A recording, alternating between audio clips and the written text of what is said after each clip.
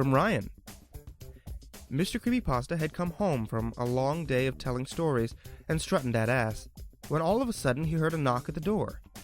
Opening it, he was shocked to find it to be none other than Jeff and Slenderman in their utmost in swaggeracity clothing. Mr. Creepypasta was taken by surprise, for he had turned his swag levels down to a minimum level for the night, and was not prepared to combat their swaggery. He backed against the wall until Ryan crashed into his window. Ryan threw MCP a hat that granted the user swaggeracity, not even of this planet. MCP put on the hat and turned on the music, and the most epic dance battle of all time commenced. Slenderman and Jeff's moves were the most funkadelic thing MCP had ever witnessed. Him and Ryan were unsure of their victory, when suddenly MCP ripped off his shirt, revealing his Spider-Man outfit. He put on the swag hat of destiny over his Spider-Man mask and proceeded to do a dance that caused swag all over the world to sparkle.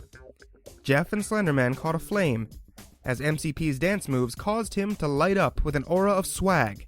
MCP then combusted himself into a burst of light and an unconcentrated swag energy. MCP looked up from the ashes to see Jeff the Killer and Slendy defeated in battle. Ryan shook hands with MCP, and from this day forward, due to being exposed to high levels of swag radiation, he became Mr. Swag Pasta, defender of high fashion and teller of scary stories across the world. If you ever find yourself in a dance battle against fictional serial killers, you know who to call.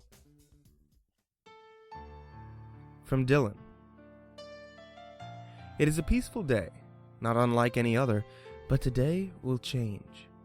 Changed by none other than the famous MCP. I was sitting at home at about 2 a.m, playing a game of Undead Nightmare.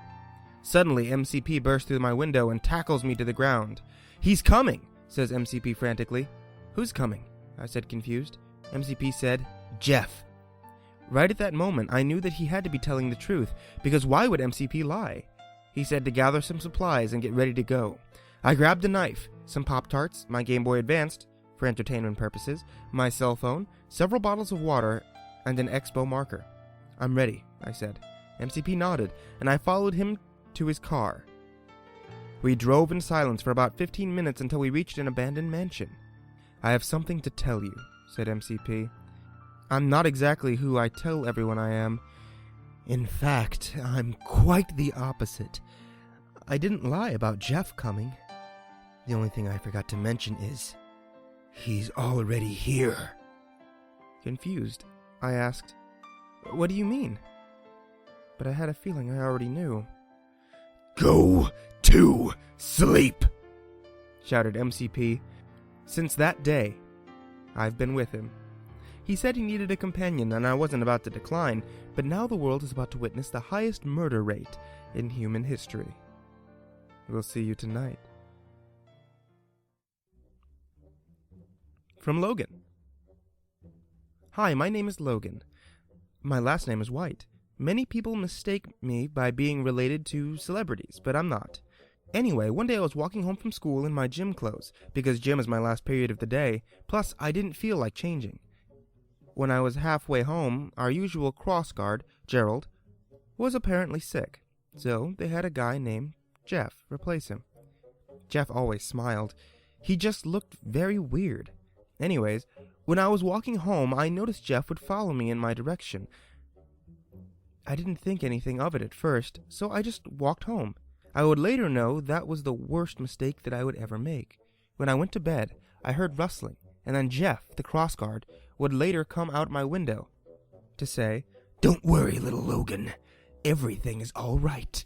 Just go to sleep. Go to sleep." I screamed for help as he pinned me down, but then someone emerged from the window. Jeff ran away. The mysterious person would later take me to his home. I asked him what his name was, but he did not reply.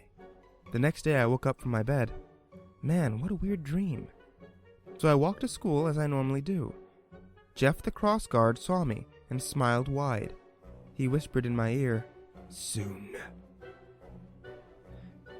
So after school I walked home again, thinking that this was all just a dream. When gym ended, everyone was out. I decided to finally change once the lights turned off. I was worried, of course. It was still midday, so I started to climb out of the window. The blinds closed. I used my phone for light. Then Jeff, the crossguard, was just standing there with a knife. I was scared and screamed like a 5-year-old girl crying. He tackled me down and said the same thing. "Go to sleep." I was scared again until the same mysterious person, this time he spoke and said, "Jeff, leave him alone." Jeff walked off, and it was the guy from YouTube, Mr. Creepypasta. Anyways, we later saved the world from zombies and evil potatoes, but that's a different story for another time.